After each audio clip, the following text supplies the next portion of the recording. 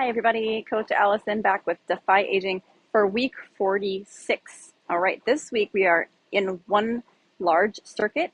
There's 8 exercises, so kind of bigger than usual. And we're going to do 30 seconds of work and 20 seconds of rest. So I think we had something similar a few weeks ago, wherein the challenge here, besides the exercises being challenging because they're exercise, is that short break time, that 20-second rest time. So I did try to choose exercises that are relatively quick and easy to transition and get in and out of. So it should be relatively quick to stop one exercise and get to the next station and set up, grab what you need all in that 20 seconds. But that will be a challenge because it's just kind of constantly moving. There's 3 rounds of that, and we'll make sure to take a 60-second or more, 60 to 90-second rest between each of the 3 rounds to give you a chance to recover and catch your breath and grab some water, since those break times are so short. So we will have some rest throughout the routine. 8 stations, 8 exercises, so we got to get to some demonstrations. Let's do it. Okay, station 1 is a kettlebell halo to an overhead press. So both shoulders. Halo is a little more mobility, and the press is kind of straight up strength. So we're getting both best of both worlds. We start with it bottoms up. We want to keep it low and tight in the body. So we don't want to have it way out here or coming way up high. So keep it low and tight. We do 1 halo in one direction. The hardest part tends to be when it's behind you. So depending on your mobility, allow this kettlebell to go as low like this as your mobility allows. And when you get back to the front, we press up. Now the hard part, it's hard to remember which direction that you're on. Try to alternate and switch directions with each new rep and press. Try to get a full extension on that press too. So notice my arms all the way up, all the way down. We're trying to avoid kind of like a little half rep. But anyway, that's our halo to overhead press. We're going to get those shoulders working. Next one, we haven't used sliders for a while. So we are doing a slider lateral step. So it's these things. Pretty sure all the clubs have them. Of course, you want the smooth side down. If you put the foam side down, it's not going to go very well. All right, 1 under each foot, and you want to step on it kind of in the middle of your foot. A lot of people kind of put the toe on it, but then your heel is going to come down to the floor and stick. So pretty much center it in the center of your foot. And as wide as you are able to control, that'll be different for everybody. We just go for a sideways walk. It's kind of like slow motion shuffles, kind of, sort of. Depending on your turf space and the size of your group, if you don't have a big stretch of space, it is okay to do alternating right-left, totally fine. I kind of prefer to keep going one direction for X amount of time, but I'll leave that up to your coach, and then each, gym's turf space is a little different. But anyway, slider lateral steps. It's not aerobic, but it's challenging because we have to really keep good control and really utilize the hips to control that lateral movement. And if you go too far, we don't want to get caught in the splits. So you got to really squeeze those muscles to step the legs back in. So I think the challenge lies in that aspect where it's just different. Let's give it a shot. Station 3 is jumping jacks. If you're doing the full jumps, well, even if you're doing the modified one, but whatever kind you're doing, we want full arm swings and like big wide legs. So what I mean by that is, see, I'm jumping the legs wide and my arms are straight and long. We're trying to avoid kind of like bending just at the elbows and doing a small step. So as best you can, do big jumps, big arms, and anyone not doing any of our impact, we turn it into a full step jack. You can actually go do a pretty wide step with this, but you do a full step with each up and down. I know that coordination for this can get a little tricksy for some of us, but I'm going to go my left, up, down, right, up, down, up, down, up, down. So every step gets a full up and down with the arms.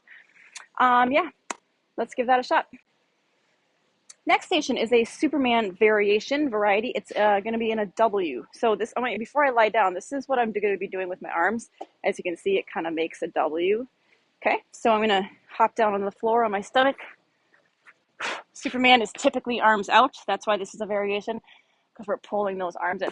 The W shape kind of makes the Superman, it takes a little focus off of the shoulder challenge. puts more of the focus just in the overall back. Everything else is the same though. I mean, all the cues of a normal Superman are the same. We're lifting the lower body, lifting the torso, keeping the neck neutral. So when you lift, please don't like thrust your head up like this. We don't want that neck movement. You always should be aiming your nose towards the floor. Okay, so that's our Superman. Keep that W position, just like that. And anybody not getting onto the floor, we are gonna have an incline bench. They're over on the other side of the gym here being used, but you put your chest on the incline bench, so you are at this kind of an angle, and you do that same thing. You just can't lift the legs. That's the only difference. So the legs aren't involved, but you still get that full upper body lift. All right, W Superman. Next station is a oldie but a goodie for us, sumo squat with a kettlebell. And the kettlebell is always optional. You can put it down if you don't want to use weight. Super, super wide stance. Toes are slightly angled out, and we go into a knee bend, a squat. Make sure your knees track out in the direction of where your toes are. So see how my knees are going outward too? Yes, you're going to get a really big stretch in here. And we don't want to lean forward too far. So we don't want to, come down like this. Keep your chest mostly upright. Don't take that and run with it. Don't keep your chest like this. But as you can see, my chest is pretty much facing forward. I'm not letting it fall down to the floor like that. So sumo squats are very stretchy. So maybe take the first couple kind of not as low until you get that initial stretch in those inner thighs. But yeah, weights are always optional. Try it if you'd like. And that's our kettlebell sumo squat. All right, another TRX variation. We had the typical standard row last week. We're gonna do the wide row this week. Before I even grab it, a front angle I think is helpful. So we take this neutral grip, which is kind of more standard for a TRX. Palms are gonna be down. And when we pull our body up, this is what's happening with the arms. It's called a wide row because we are bringing those arms out wide as opposed to keeping them tight and narrow. Okay, so we want this arm position when we're doing our row. Now let me grab the actual thing and show you. All right, and again, the lower you step, the harder it becomes, right? So this is making it a little easier. This is making it a little harder. Notice my palms are down and I'm pulling myself up. I don't know from the side view if you can see that I'm making that arm shape, but I am. Maybe I'll try to put this from the front, but I think you get the gist. It's a little harder than the narrow row, so just be ready for that. Now you can see my arms. Yeah, that's better. So they kind of spread open, elbows flare. It's one of the few exercises where we're going to tell you to flare your elbows out. Typically, elbows stay in snug for most things. Not this one. See where my elbows are ending? Okay, so that's our TRX wide row. It's a great back exercise. You are going to feel some arm as well. Core station is next. We're going to do a high plank. So yeah, high plank refers to that you're on your hands instead of your forearms. It's a plank variation. So it'll look like this. You want to make sure, what I see a lot is being too far back, like this. See where my hands are and my shoulders are way far back. Now watch how I'm going to fix that. Crawl forward. So now I have that alignment straight up and down instead of like angled back. So keep that in mind. It actually makes it easier to do that. When you have that alignment, it takes off a little strain on the shoulder. And then hips level. We're trying to avoid like this steeple. You can definitely do this on knees. If you're doing it on knees, make sure you push your hips down like I just did to get that plank position. See how I have a straight line from the back of my neck down to my knees? Because we want to avoid this. This isn't really working your abs. It's just kind of in a tabletop position. So to fix that, if you're doing the knee variety, you pop those hips down like that. And we can always use a bench for anyone not getting onto the floor. Or if this is where your planks are at right now, it's a great place to start when planks are new and more challenging because they're new for you. An incline is a great place to start. I keep getting my hair in my mouth. Same cues though. We don't want to be back here.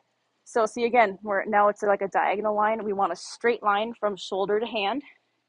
And I have a relatively straight plank position from my head to the back of my heels. We're not bending at the waist, sticking the butt up. So all the same cues, whether you're on the floor or on the incline. So high plank, it's going to be not just abs, but it's going to be a little chest and shoulders as well. All right, the last station is our agility ladder, which we haven't used for a while. So I honestly forgot about it. We're gonna do, I call it just the standard because it kind of is, you know, the standard one. There's so many varieties we can end up getting really creative with this, but I think the standard is kind of the hopscotch. And we're not even gonna do the full hopscotch today or this week. We're doing in, out steps. Exactly what it sounds like. I'm gonna step in, out, in, out, and continue moving down. When you get to the end, just turn around and come back. If we have only one ladder at gyms, but we need 2 people at one station, just get in a line. And when you get to the end, you'll just kind of like jog back to the start. And so you'll only be doing one direction. That's a good way to work one ladder with 2 people. So there's not too much waiting, because while you're jogging back to the start or speed walking back to the start, the other person is doing their turn, and that's fine. If you are looking for a progression to make it harder, completely optional, of course, you can do the hopscotch. That can be a progression. So what that looks like is jumping in, out of every box. Now, if you step on them, obviously it's fine, but the goal to help with the coordination and everything is to try to not step on them, and so you're being really coordinated, really, your steps are very precise, right? So that's kind of a goal, to try not to step on it. And last piece of advice, when you bring your feet to the out position, if you're doing the steps, I think it's best to kind of line up the rung with sort of the middle of your foot.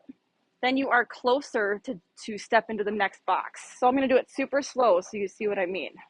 So I'm not just stepping out, I'm stepping slightly forward. So I'm kind of in line with that next rung, closer to the next box. So I'll show you that one more time fast. We go in, out. Keep a soft bend in your knees. If you keep your knees slightly bent at all times, that helps you to move a little faster, because that helps with agility. So yeah, agility ladder, let's hit it. All right, and our team builder is also going to involve the sliders. So kind of got used to using them during the circuit. Now we're going to hit them with our team builder as well. I hope if all the gyms have at least 2 sets of them. If not, that's okay. Again, like I said before, I think I said it before, maybe I didn't. If you don't have sliders, paper works just fine. It kind of shreds after a while, but at first it works just fine. It's literally just printer paper, or paper plates if your gym staff has plates or anything. But I think we have more than one set at most clubs. So same way you get on it, but this time it's a relay or a race. 2 teams are going to be together, going against each other, but it's all together and fun, right? And we aren't stepping. Yeah, it looks kind of silly, right?